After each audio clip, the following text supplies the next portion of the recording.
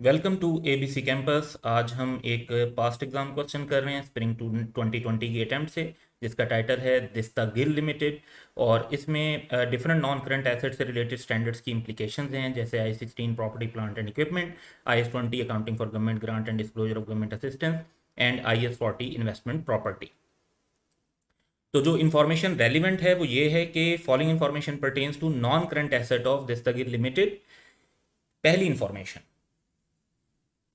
DL purchased specialized vehicles for rupees 370 million on 1st July 2017.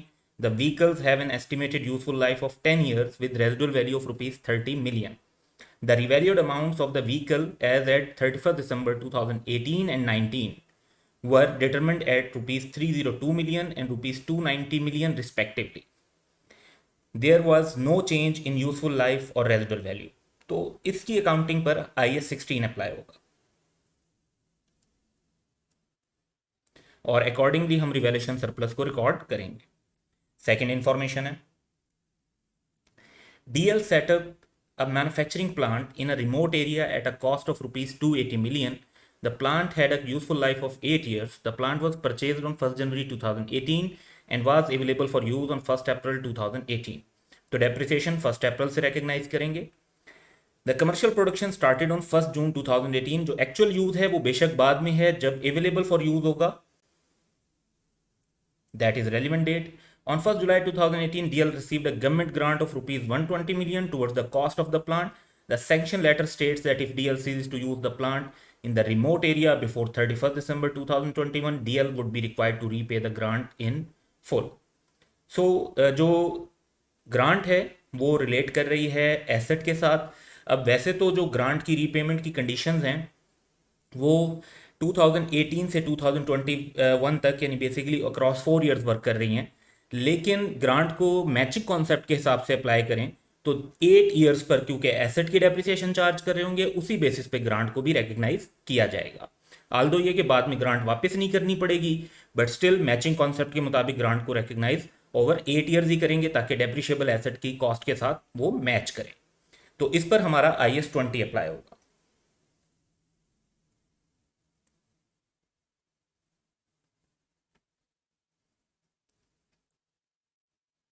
Third item है, a warehouse was given on rent on 1st January 2018. Previously, the warehouse was in use of DL. On 1st January 2018, carrying value and remaining useful life of warehouse was rupees 80 million and 16 years respectively. Fair value of the warehouse on various dates are as follows. तो 1st जनवरी को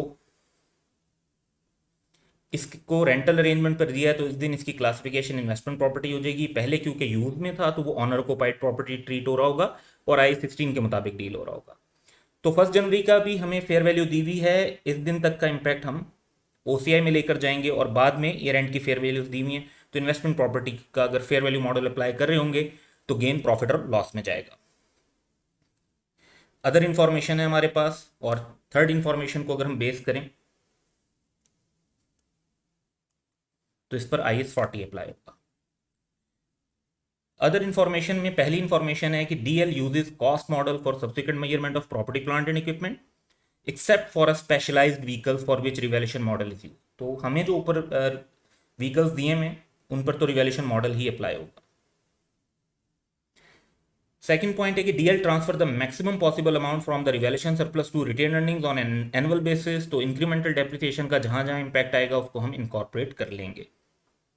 third है, government grant is recorded as deferred income and part of it is transfer to income each year. यानी हम asset को net amount पर present नहीं करेंगे और जो डेफर्ड ग्रांट का एक सेपरेट अकाउंट डेवलप करेंगे, जिसे हम current and non current liabilities में शो कर रहे होंगे, जितना उसका अनअमोर्टाइज्ड बैलेंस होगा। फोर्थ है, investment properties carried at fair value model. Fair values available भी हैं तो हम फेयर वैल्यू मॉडल को ही यूज करेंगे। क्वेश्चन की requirement, prepare relevant extracts from DL statement of profit or loss and other comprehensive income for the year ended 31st December 2019 and statement of financial position as on that date show comparative figure। तो 2019 के साथ comparative भी देना है, यानी 2018 की figures भी हमें इनकॉर्पोरेट करनी होंगी। तो हमारा क्वेश्चन को करने का तरीकेकार ये होगा कि हम सबसे पहले फॉर्मेट डेवलप कर लेंगे ताकि हम प्रॉफिट और loss statement of comprehensive income and statement of financial position के एक्सट्रैक्ट्स बना सकें, और फिर one by one her asset क्योंकि सेपरेट है तो हर जो पॉइंट हम पढ़ रहे होंगे उसका सेपरेट इम्पैक्ट हम अपने क्वेश्चन के ऊपर ले रहे होंगे।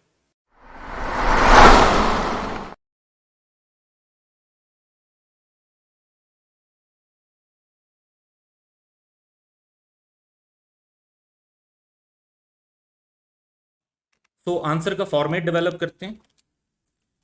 एंटिटी का नाम है Dastgil limited. Statement of comprehensive income के एक्सट्रैक्ट्स बनाएंगे फॉर द ईयर एंडेड 31 दिसंबर 2019, और क्योंकि हमें कंपैरेटिव भी प्रेजेंट करना है तो 2018 का डाटा भी साथ ही मेंशन कर देंगे। तो सबसे पहले हम इसमें एक सेक्शन प्रॉफिट और लॉस का बना लेते हैं और एक सेक्शन जो है वो हम अदर कंप्रिहेंसिव इनकम का बना लेते हैं। इसके बाद हमें स्टेटमेंट ऑफ फाइनेंशियल पोजीशन के भी एक्सट्रैक्ट्स बनाने हैं।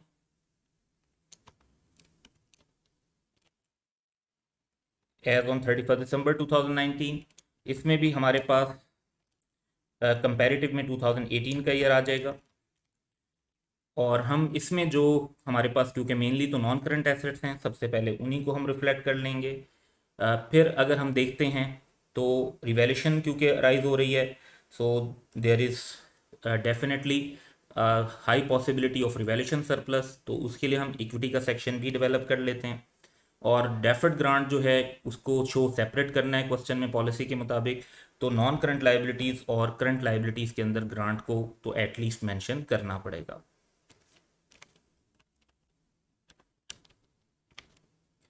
सो ये बेसिक सा हमने फॉर्मेट बना लिया। अब हम क्वेश्चन की तरफ दोबारा चलेंगे और हर पार्ट को सेपरेटली कवर कर रहे होंगे।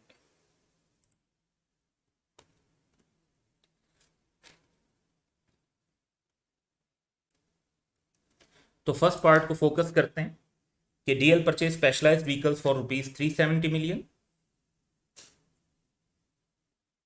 और ये सिचुएशन 1 जुलाई 2017 की है। व्हीकल्स की यूजफुल लाइफ 10 ईयर्स है, रेजिडुअल वैल्यू 30 मिलियन है। रिवैल्यूड अमाउंट जो है 2018 में 302 मिलियन और 19 में 290 मिलियन है, और रिवैल्यूएशन की वजह से कोई चेंज यूजफुल लाइफ या रेजिडुअल वैल्यू में नहीं हुआ। तो ये बेसिक सी इंफॉर्मेशन है जिसमें डेप्रिसिएशन और रिवैल्यूएशन का इम्पैक्ट है, तो इसको इनकॉर्पोरेट करते हुए हम एक वर्किंग बना लेते हैं, और उस वर्किंग से जो हमें इंफॉर्मेशन मिलेगी उसकी बेस पर फिर हम फाइनेंशियल स्टेटमेंट के रेलिवेंट एक्सट्रैक्ट्स क्रिएट कर लेंगे। तो व्हीकल की वर्किंग की तरफ चलते हैं। तो एक वर्किंग हम डेवलप कर लेंगे।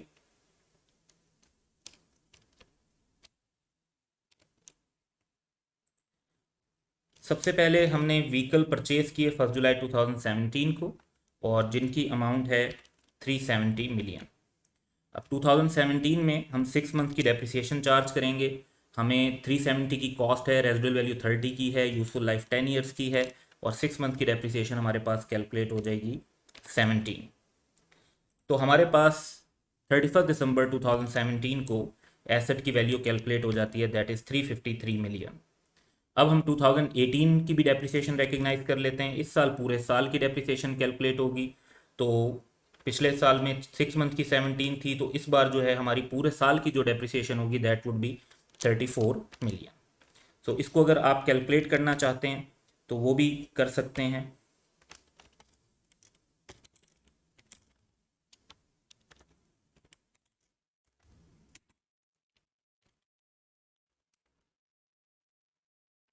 तो हमारे पास नेट अमाउंट 319 मिलियन की बच जाती है, लेकिन ये अमाउंट बिफोर रिवैल्यूएशन है।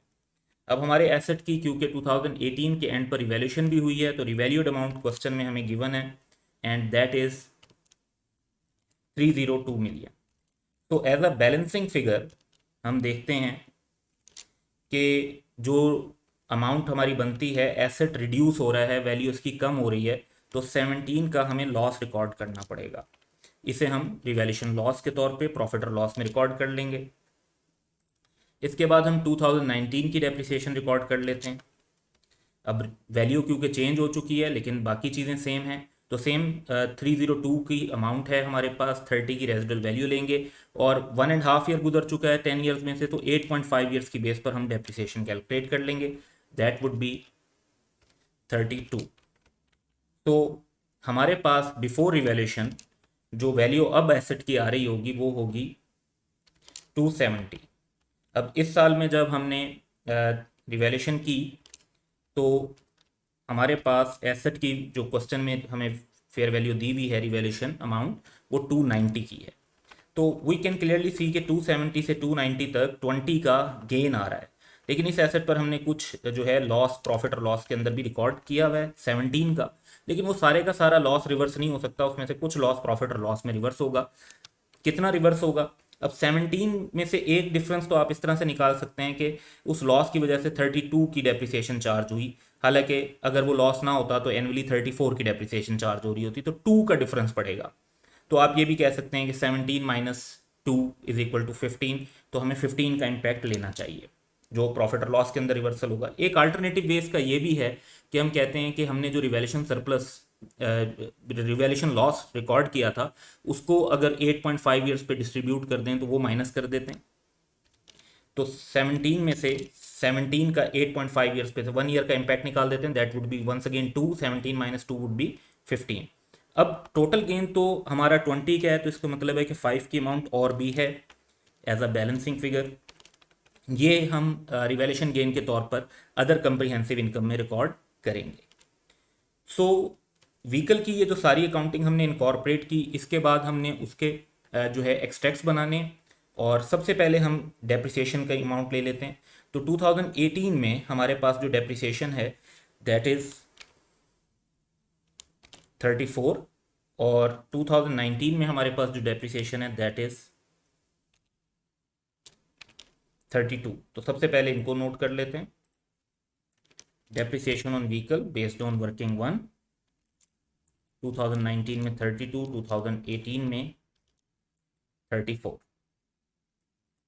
नेक्स्ट हमारी जो रेलिवेंट अमाउंट है वो है रिवैल्यूएशन का लॉस। तो 17 का लॉस हमारा अराइज हुआ था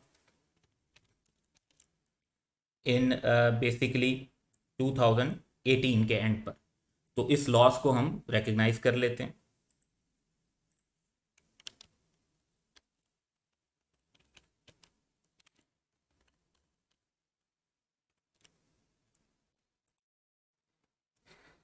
फिर हम देख सकते हैं कि 2019 में 15 का लॉस रिवर्स हो गया था,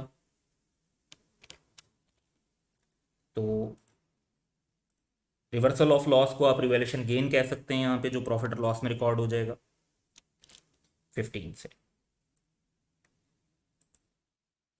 देन 5 का गेन जो है हमारा वो अदर कंप्रीहेंसिव इनकम में भी रिकॉर्ड होना है। तो अदर कंप्रीहेंसिव इनकम में हम gain on revaluation on vehicle record कर देंगे, 2019 में ये राइज हुआ है, लास्ट ईयर कोई ऐसी फिगर नहीं थी। अब अगर हम बात करते हैं स्टेटमेंट ऑफ फाइनेंशियल पोजीशन की, तो जो हमने गेन ऑन रिवैल्यूएशन रिकॉर्ड किया है 5 का, वो इक्विटी के अंदर भी प्रेजेंट होगा।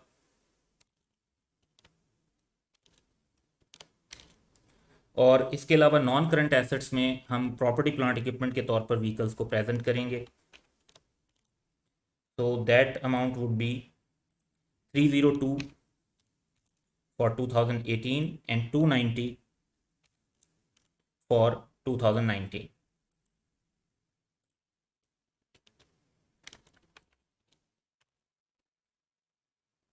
तो हमारी जो फर्स्ट पार्ट था उससे रिलेटेड वर्किंग भी कंप्लीट हो गई, और उससे रिलेटेड हमारे एक्सट्रैक्ट्स भी डेवलप हो गए। तो अब क्वेश्चन में नेक्स्ट पार्ट की तरफ चलते हैं।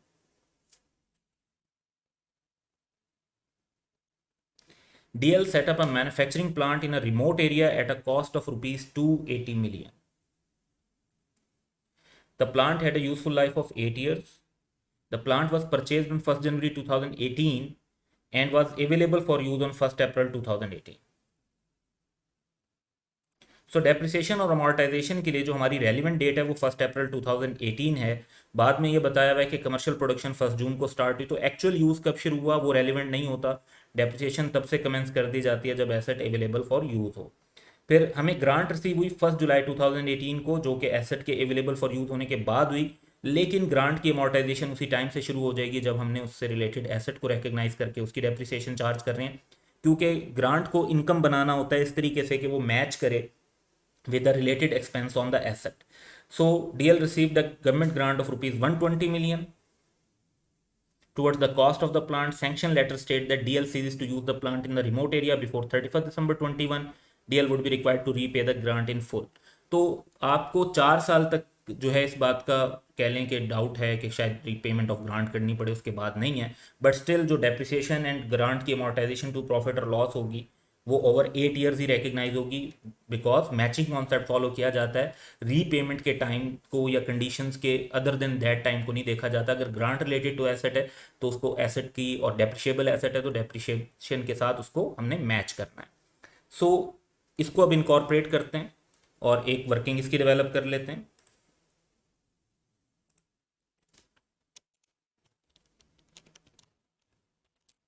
सो प्लांट और गवर्नमेंट ग्रांट हम रिकॉर्ड करेंगे, साथ के साथ इनिशियली जो हमारे पास प्लांट रिकग्नाइज होगा ऑन 1 अप्रैल 2018, तो प्लांट 280 मिलियन का है और ग्रांट हमें 120 मिलियन की रिसीव हुई है।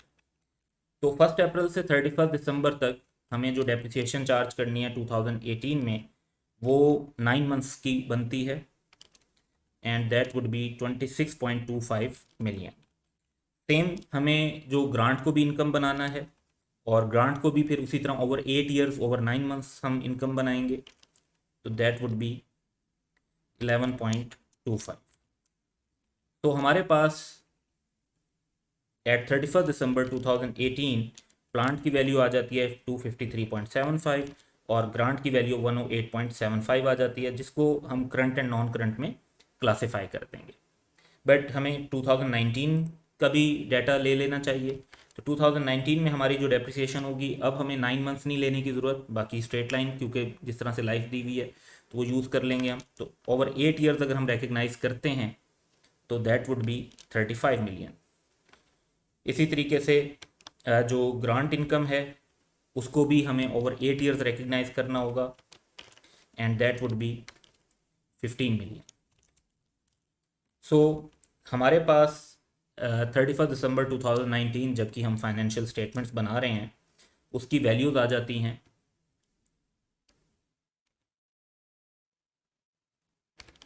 फॉर प्लांट 218.75 और फॉर ग्रांट जो है हमारे पास वैल्यू आ रही है 93.75।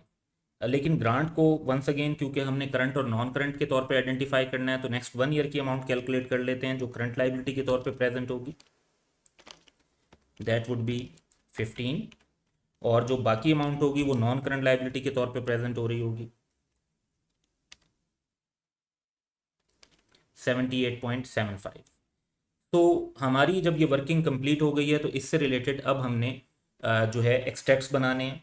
तो सबसे पहले हम डेप्रिसिएशन रिकॉर्ड कर लेते हैं। तो प्लांट के ऊपर डेप्रिसिएशन 26.25 एंड 35 की है।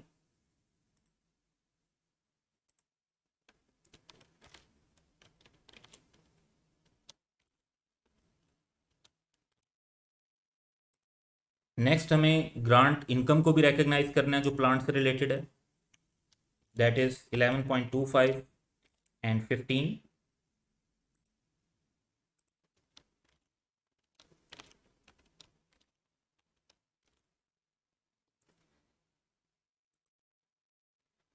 इसके बाद हमें बेसिकली जो अपनी स्टेटमेंट्स के अंदर जो है प्लांट को भी रिफ्लेक्ट करना है, तो प्लांट की वैल्यू रिफ्लेक्ट कर देते हैं।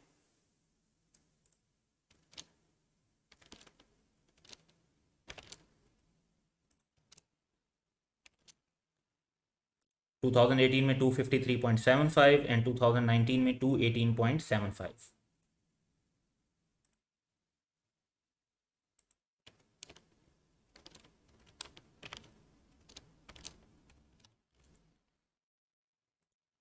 नेक्स्ट हमारे पास ग्रांट का बैलेंस है, तो 108.75 टोटल बैलेंस है, जिसमें से 15 करंट और 93.75 नॉन करंट शो होगी 2018 में, और 19 में ये हम करंट और नॉन करंट अलग अलग कर देंगे 15 और 78, टोटल इसका 93.75 ही बन रहा होगा। यानी टोटल लाइबिलिटी हमारी 2018 में 108.75 है और 2019 में 93.75 है, और दोनों सालों में एक नेक्स्ट 1 ईयर से रिलेटेड अमाउंट 15 है और बाकी अमाउंट नॉन करंट के तौर पे रिफ्लेक्ट हो रही होगी। तो इसको हम अपनी लाइबिलिटीज़ में शो कर देंगे।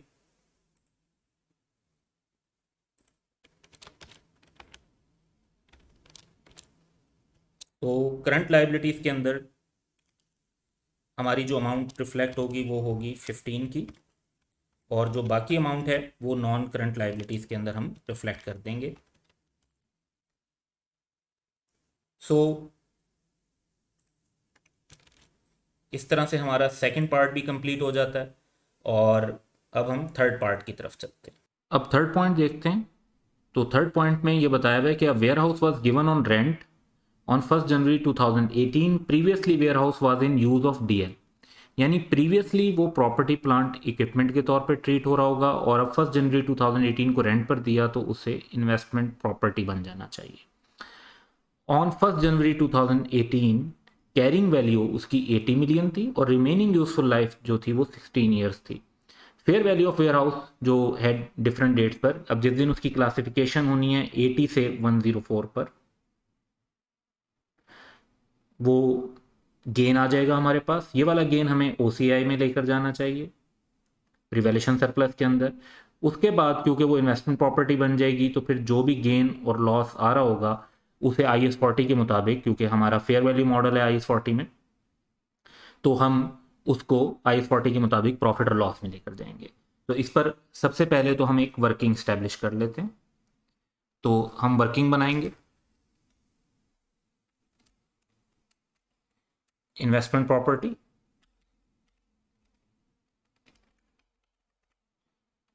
1 जनवरी 2018 को प्रॉपर्टी प्लांट इक्विपमेंट के तौर पर जब वो क्लासिफाई हो रही थी, यानी इन्वेस्टमेंट प्रॉपर्टी क्लासिफाई होने से पहले, वैल्यू उसकी है 80 मिलियन। और 1 जनवरी 2018 को जो फेयर वैल्यू पर जब हम उसे लेकर जाएंगे तो वैल्यू हो जाएगी 104 मिलियन। तो ये जो डिफरेंस है ये 24 मिलियन का है। ये हमें रिवैल्यूएशन गेन OCI के अंदर लेकर जाना चाहिए, अदर कंप्रिहेंसिव इनकम में। इसके बाद जो वैल्यू है वो एट 31 दिसंबर 2018 यानी फर्स्ट ईयर एंड पर 96 गिवन है क्वेश्चन के अंदर, और यहाँ पर हमारे पास 8 का लॉस आ जाता है। ये लॉस IAS 40 के फेयर वैल्यू मॉडल के मुताबिक हम प्रॉफिट और लॉस में रिकॉर्ड करेंगे। उसके बाद 31 दिसंबर 2019 जो करंट ईयर एंड है, इस पर फेयर वैल्यू गिवन है 115। तो हमारे पास 96 से 115 में गेन आ जाता है, लेकिन क्योंकि अब फेयर वैल्यू मॉडल है तो ये OCI में नहीं जाएगा, ये प्रॉफिट और लॉस में जाएगा। तो जब हम ये वर्किंग बना लेते हैं तो इस वर्किंग के मुताबिक ही हम चीज़ों को अब रिकॉर्ड करेंगे। तो फाइनेंशियल स्टेटमेंट के एक्सट्रैक्ट्स की तरफ चलते हैं। सबसे पहले आप देख रहे हैं कि हमारे पास जो प्रॉफिट और लॉस है, तो प्रॉफिट और लॉस के अंदर फेयर वैल्यू गेन और लॉस जो इन्वेस्टमेंट प्रॉपर्टी पर आएगा उसको रिकॉर्ड करेंगे। तो यहाँ पर लास्ट ईयर में 8 का लॉस है और करंट ईयर में 19 का गेन है।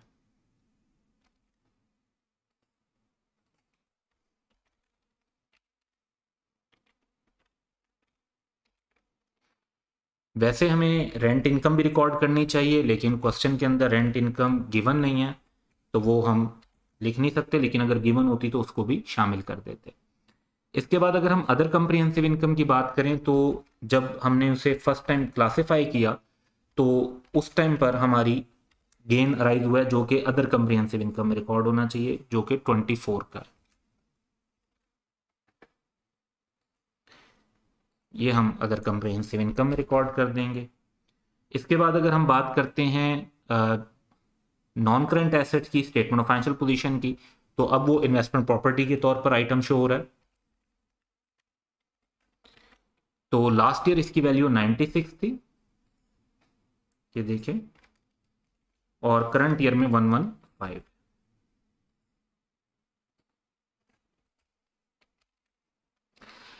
रिवैल्यूएशन सरप्लस की बात करें अगर हम, तो जो OCI के अंदर ये हमारा 24 अराइज हुआ था, ये रिवैल्यूएशन सरप्लस के तौर पर शो होता रहेगा।